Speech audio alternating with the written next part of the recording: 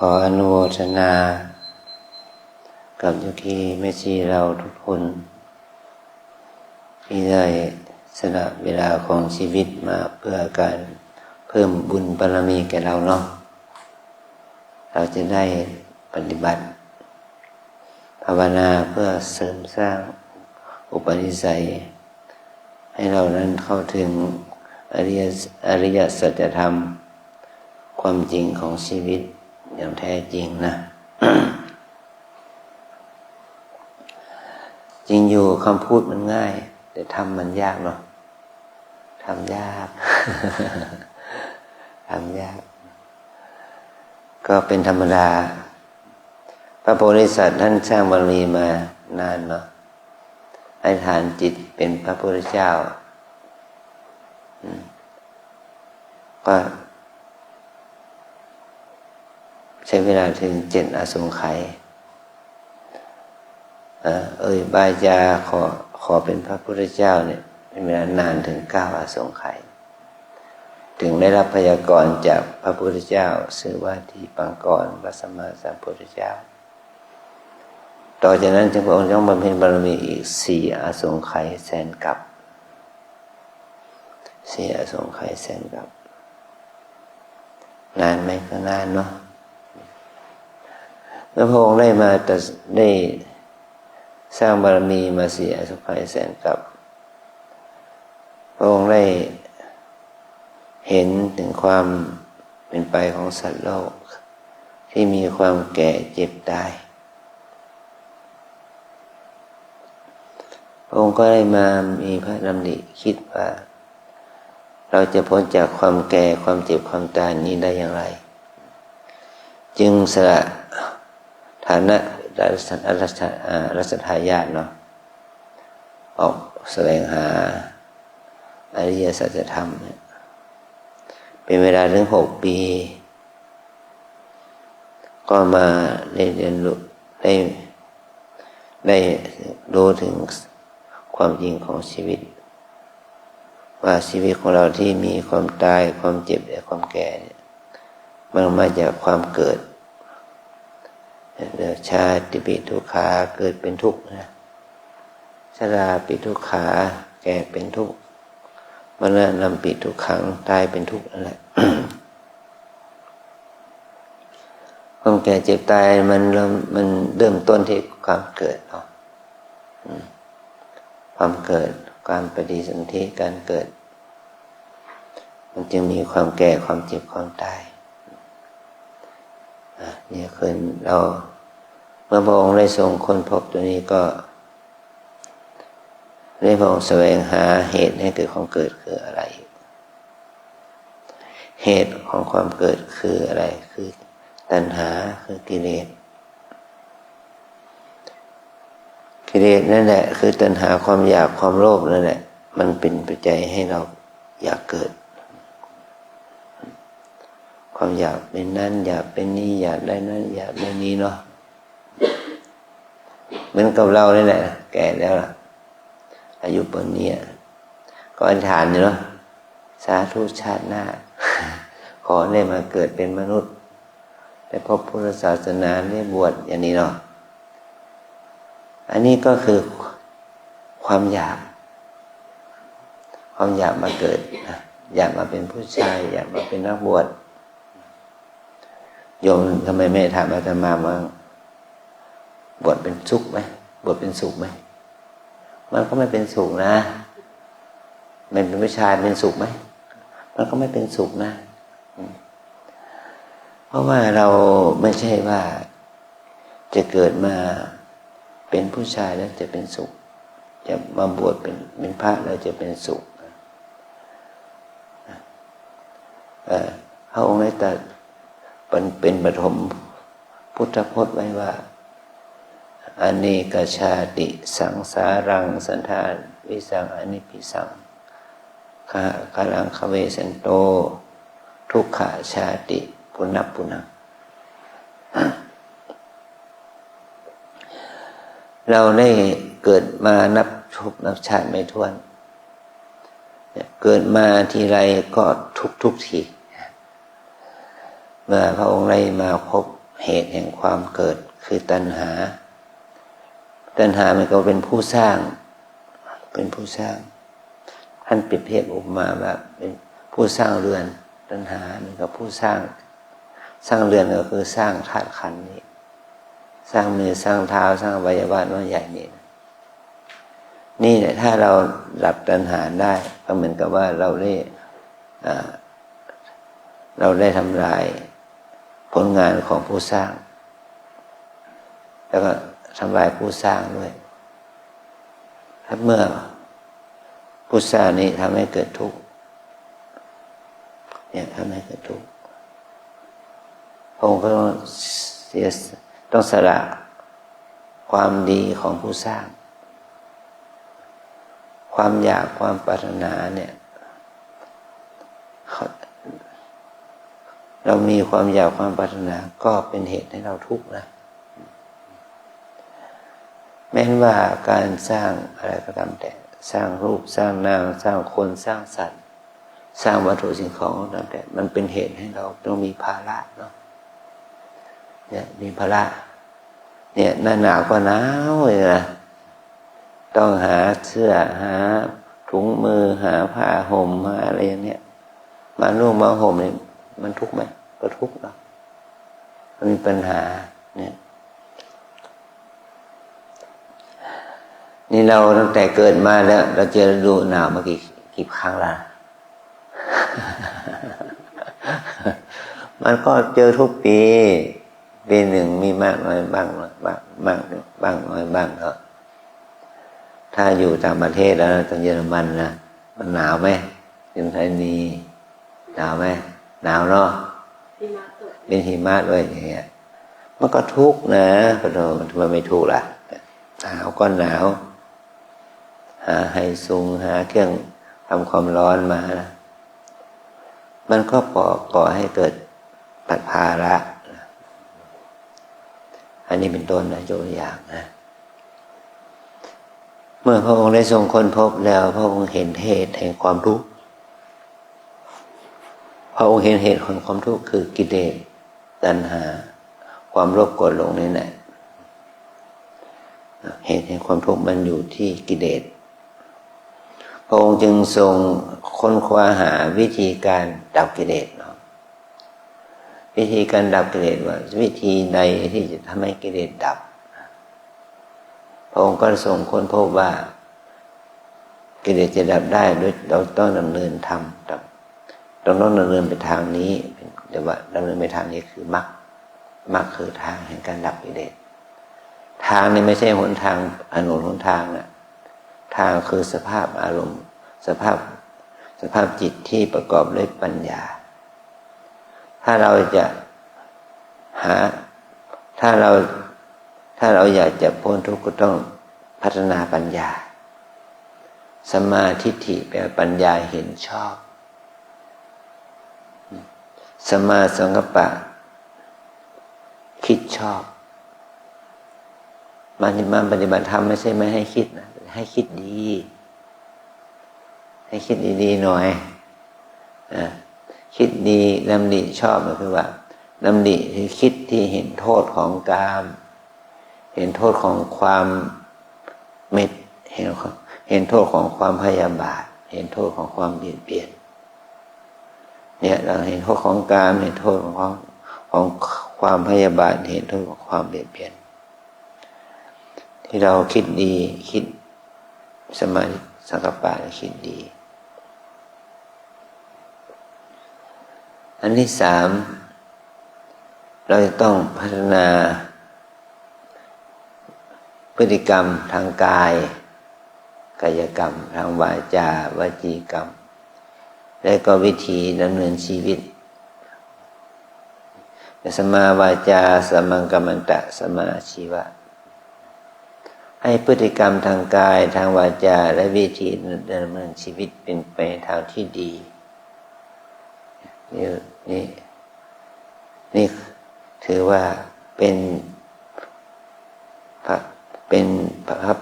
ปัญญาที่พระองค์ได้ทรงค้นพบว่าคุณจะต้องพัฒนากายวาจาและวิถีชีวิตที่ดีงามนะ นี่คือเป็นมรรค5 ข้อแล้วต่อจากนั้นพระองค์ก็ได้พิจารณาว่าเราจะต้องมีความเพียรดี เพียรละกิเลสเพียรสร้างกุศลนะเราจะต้องสร้างความเพียรดี แล้วก็จะมีสติเจริญสติพัฒนาสติโดยตอนหลังนี้พระองค์ได้ตรัสรู้แล้วก็สอนพุทธบริษัทให้นี่รู้ถึงพิตั้งของการเจริญสติ4 อย่างคือตั้งสติเป็นไปในกายตั้งสติเป็นไปในเวทนาเป็นไปในจิตเป็นไปในธรรมนะว่าเราตั้งสติไว้เพื่ออะไรเพื่อให้เรารู้เท่าทันว่ากายนี้เวทนานี้จิตนี้ธรรมนี้เรากำหนดเพื่อสักแต่ว่ารู้สักแต่ว่าอาศัยระลึกไม่เข้าไปยึดติดไม่เข้าไปยึดถือสักแต่ว่ารู้สักแต่ว่าระลึกไม่เข้าไปยึดติดไม่เข้าไปยึดถือนี่คือสัมมาสติระลึกชอบสัมมาวายามะเพียรชอบแล้วก็สัมมาสมาธิตั้งจิตให้มั่นตั้งจิตให้มั่นนี่หมายความว่ามันไม่จะทำให้จิตใจเราเนี่ยไม่ฟุ้งซ่านวอกแวกไปตามกระแสของกิเลสไม่ฟุ้งซ่านวอกแวกไปตามกระแสของอารมณ์ทางที่ปรากฏทางตาหูจมูกลิ้นกายใจนะเพื่อไม่ให้เกิดความคิดฟุ้งซ่านโกรธเกลียดชังเนี่ยนี่แหละมันจะเป็นปัจจัยให้เราได้เกิดสัมมาญาณะความรู้ชอบสัมมาวิมุตติความหลุดพ้นชอบจะเกิดขึ้นนะเมื่อเราได้รู้ถึงวิธีการดับทุกข์เมื่อเรารู้ถึงวิธีการดับทุกข์ก็จะทำให้เราพัฒนาเราเรียกว่ามาภาวนาเพื่อเราจะต้องพัฒนาความจริงของชีวิตทั้งที่มีองค์ประกอบ8 อย่างเนี่ยนะเรียกว่ามรรคมีองค์8นะมรรคมีองค์8สรุปแล้วมันมีให้เรามีปัญญาฝึกให้เรามีปัญญาฝึกให้เรามีศีลที่ข้อวัดปฏิบัติทางกายวาจาและวิธีดำเนินชีวิตไปในทางที่ดีแปลว่าให้มีปัญญาดีให้มีศีลดีแปลว่าให้มีสติสมาธิที่ดีให้มีความเพียรให้มีสติสมาธิให้ดี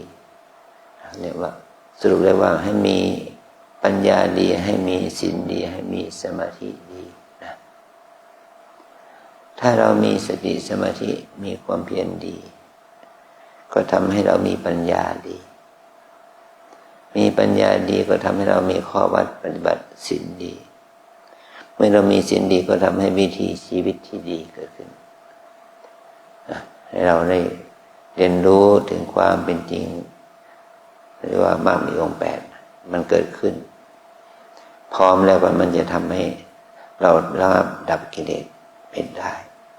ถ้าเราระงับดับกิเลสได้มันก็ทำให้เราพ้นทุกข์จากกิเลสนะอันนี้คือองค์พระสัมมาสัมพุทธเจ้าได้ทรงตรัสรู้แล้วอริยมรรคมีองค์8ถ้าเราได้เคยสวดพระธรรมจักรอันนี้อาทังโกมัคโค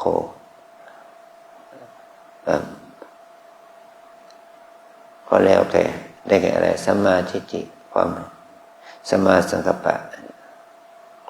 มีปัญญาเห็นชอบมีความดำริชอบมีการพูดในทางที่ชอบเป็นสุจริตมีการทำในทางที่ชอบเป็นสุจริต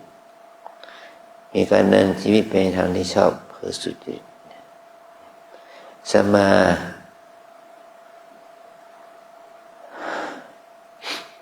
เมื่อเรามีสัมมาวาจาการพูดชอบสัมมากัมมันตะ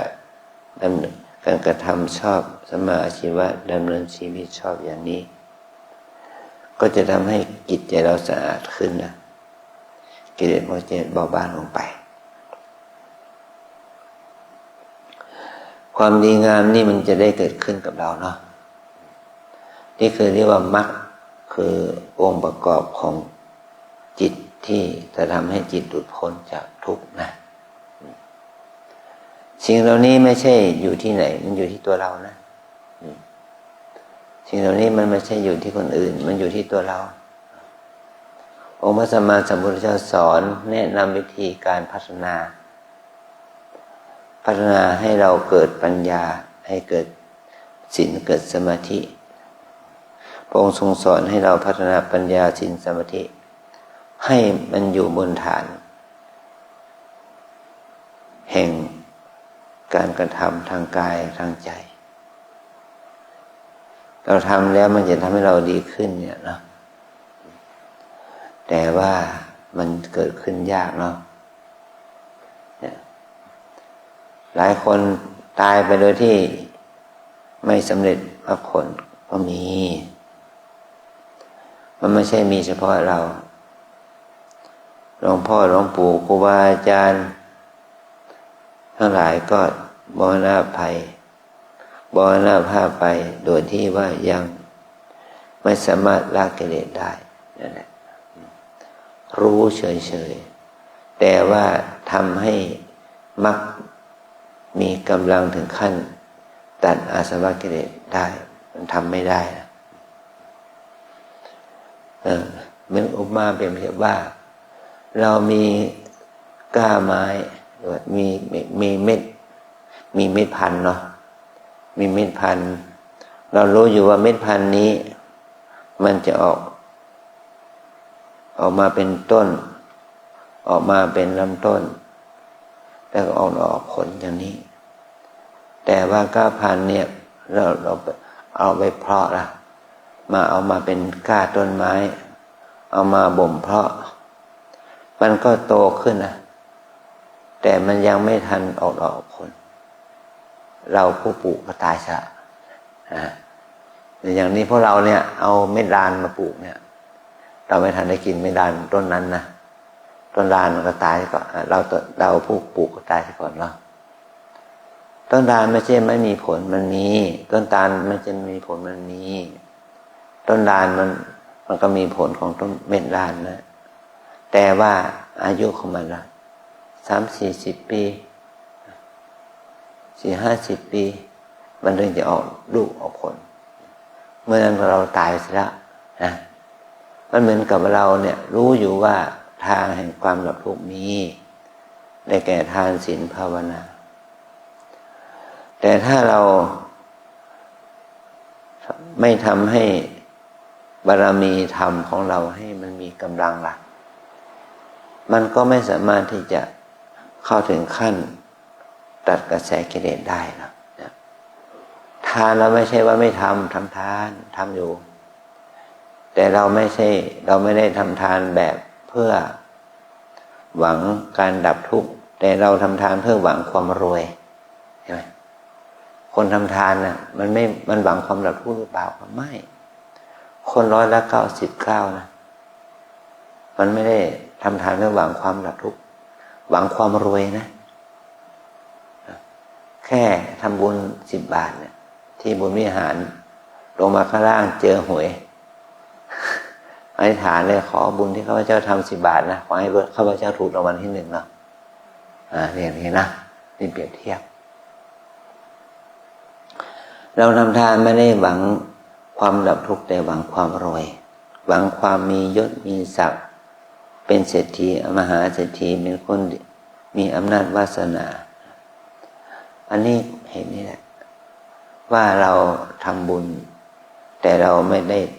ทำเพื่อดับกิเลสแม้ว่าเรามีศีลเรารับศีลอยู่แต่ก็ไม่ได้อธิษฐานจิตเพื่อให้เรามีพฤติกรรมทางกายวาจาและวิธีดำเนินชีวิตให้เป็นไปทางที่ชอบนี่ก็เป็นเหตุให้เราไม่เข้าถึงความดับทุกข์คือพระนิพพานแม้ว่าเราจะมาบวชอยู่เรามาบวชเป็น แม่โยคีเป็นแม่ชีเรามาบวชเป็นพระมาบวชเป็นสามเณรเป็นพระอะไรนะแต่คนที่บวชแล้วเนี่ยก็ยังไม่มีความศรัทธาต่อการปฏิบัติมันก็ไม่สามารถทำให้บุคคลนั้นเข้าถึงพระผลนิพพานได้เราบวชเพื่ออะไรเพื่อสร้างบารมีบวชเพื่อสร้างบารมีบวชเพื่อนำมหาวิถีชีวิตที่ดีงามให้เกิดขึ้นกับญาติโยมแต่เราไม่ได้บวชเพื่อดับกิเลสอย่างแท้จริงอันนี้ก็จะทำให้เรานั้นบารมีมันอินทรีย์มันไม่แก่กล้านะความเพียรเนี่ยตอนนี้เรามาดูเท่าไหร่แล้ว30 40 50 60 70ก็มีนะแม่ชีอายุเท่าไหร่อ่ะ63อยากจะมีอายุสัก36ไหมนะหรือว่าอายุน้อยๆจะได้บวชนานๆจะกลับอายุน้อยๆจะได้บวชนานๆจะได้ภาวนาปฏิบัติเยอะๆอย่างนั้นน่ะอันนี้เพราะว่าเรามีเวลาของชีวิตเพื่อจุดมุ่งหมายอันสูงสุดคือบรรลุมรรคผลนิพพานจะมีสักกี่คนล่ะ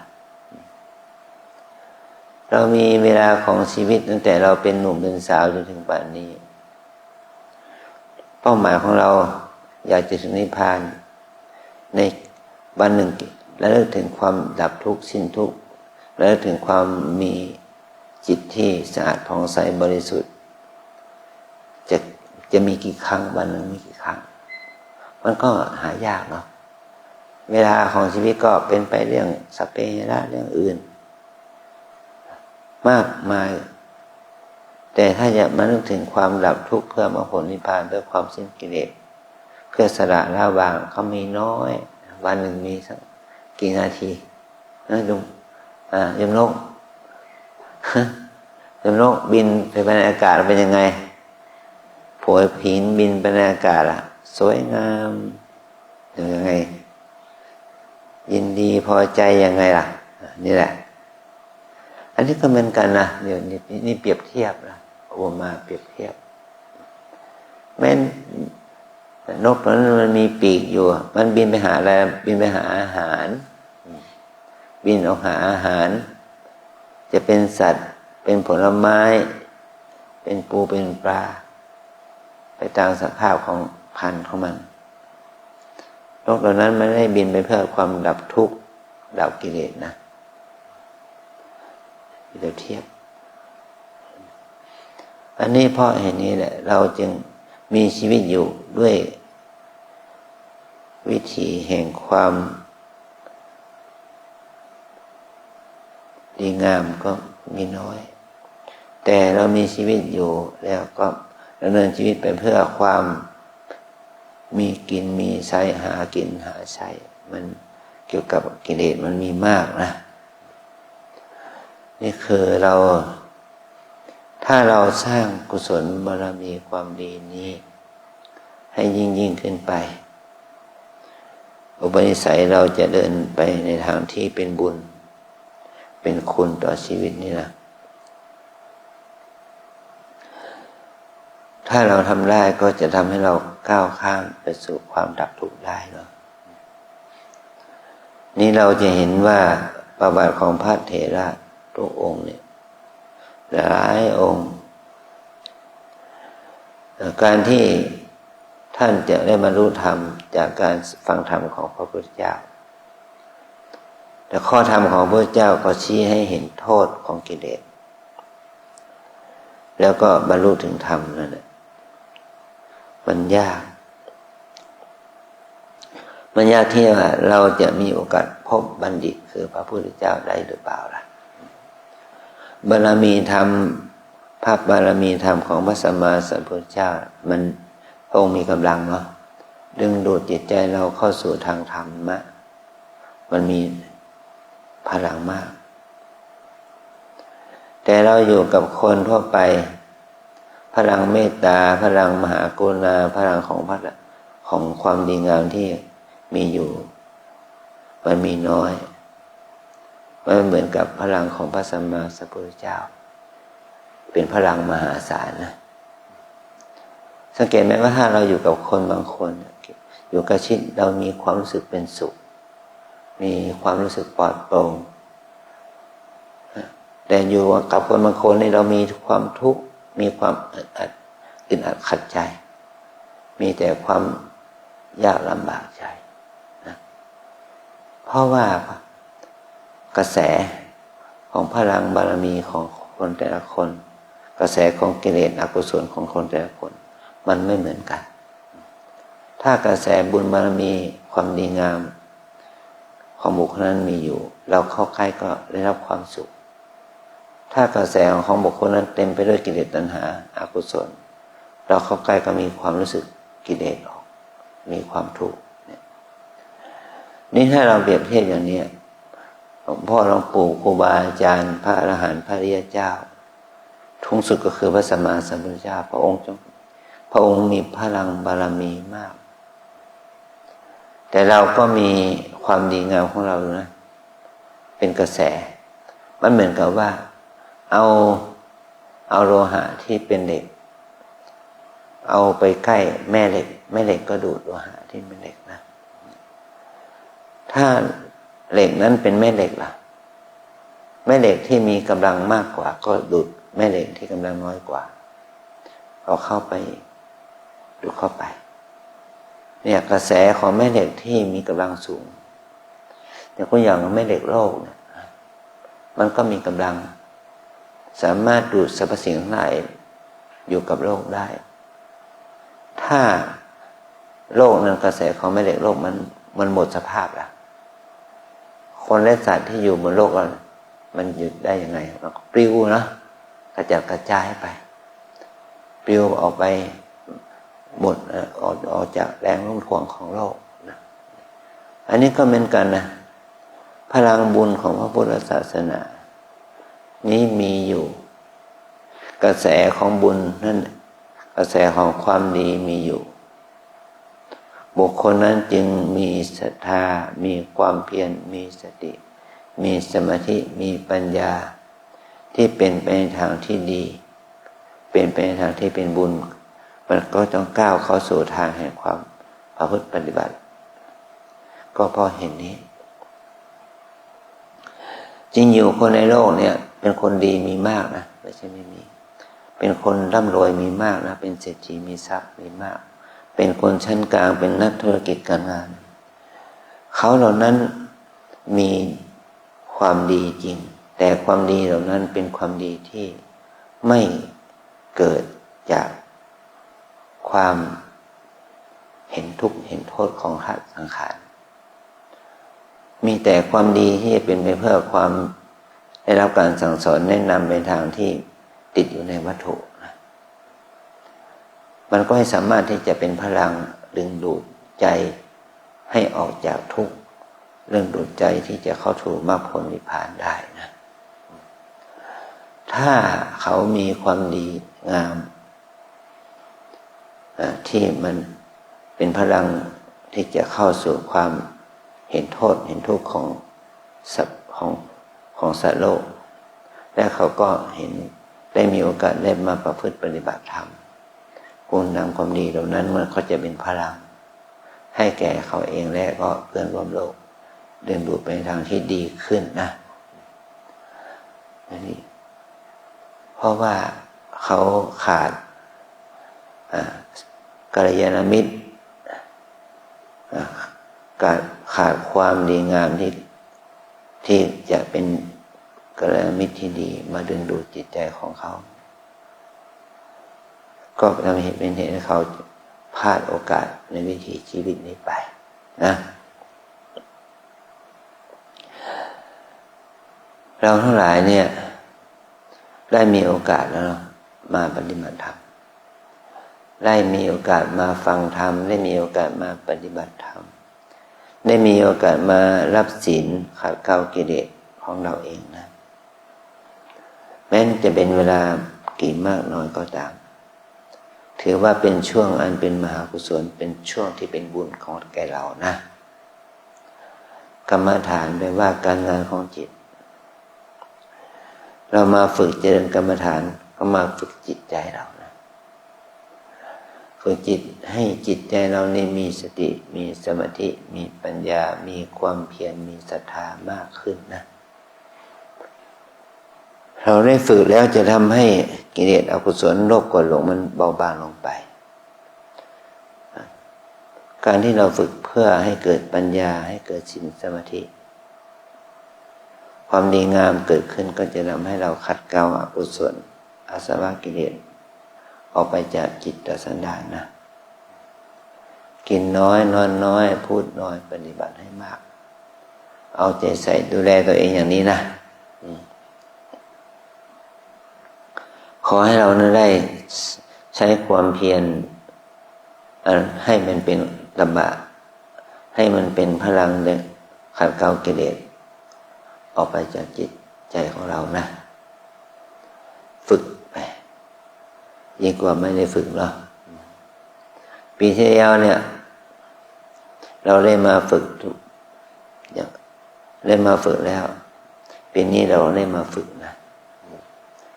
ฝึกทุกปีฝึกทุกเดือนนะแล้วก็ฝึกทุกวันนะในเวลาที่เรามาอยู่ที่วัดก็ฝึกอยู่ที่บ้านก็ได้ฝึกอยู่ที่การงานทำงานก็ได้ฝึกถ้าเราฝึกอย่างนี้ก็จะทำให้การภาวนาของเราได้พัฒนาขึ้นนะเหมือนกับต้นไม้ที่ปลูกแล้วโตที่มันไม่ตายนะเราต้องให้น้ำให้ปุ๋ยมันนะให้น้ำให้ปุ๋ยมันมากๆหน่อยต่อมามันจะเป็นต้นไม้ที่มีแก่นมีดอกมีผลนะผลความดีงามจะได้เกิดขึ้นกับเรานะตามสมควรแก่การนะอันนี้ต่อไปเราจะได้สมถานกรรมฐานเนาะวิปัสสนากรรมฐานตามแนวสติปัฏฐานมีสี่อย่างหนึ่งกายสองเวทนาสามจิตสี่ธรรมวิปัสสนากรรมฐานตามแนวสติปัฏฐานมีสี่อย่างหนึ่งกายสองเวทนาสามจิตสี่ธรรมหนึ่งกายสองเวทนาสามจิตสี่ธรรม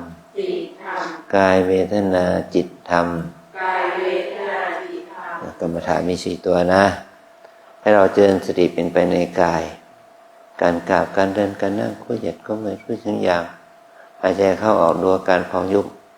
ที่เราเรียกว่าตั้งสติเป็นไปในกายเนาะอันที่สองบางทีเรากำลังเดินอยู่นั่งอยู่นั้นความคิดมันเกิดเราหันมาดูที่สภาพจิตนะคิดหนอฟุ้งซ่านหนออย่างนี้นะชอบใจหนอไม่ชอบใจหนอกำหนดไหมแล้วก็มากลับมาที่ฐานกายเหมือนเดิมเราตั้งสติอยู่กับกายแล้วนั่งนานๆเดินนานๆมันก็ปวดเจ็บชาเหน็บให้เรามีสติกำหนดอาการปวดเจ็บเหน็บชาเมื่อยขบนั้นทุกข์สุขนั้นดีใจเสียใจก็มีสติกำหนดนะนี่ตั้งสติอยู่กับเวทนาปวดหนอเจ็บหนอชาหนอทุกข์หนอนะอันที่สี่เราทุกคนมีตาหูจมูกลิ้นกายใจกันทุกคนเนาะตาหูจมูกลิ้นกายใจที่มีอยู่เนี่ยมันเป็นเหตุให้เกิดทุกข์พอเราเห็นได้ยินจิตรสสัมผัสมันจะเป็นอารมณ์ที่จะทำให้เรารู้สึกชอบไม่ชอบฟุ้งซ่านรำคาญสงสัย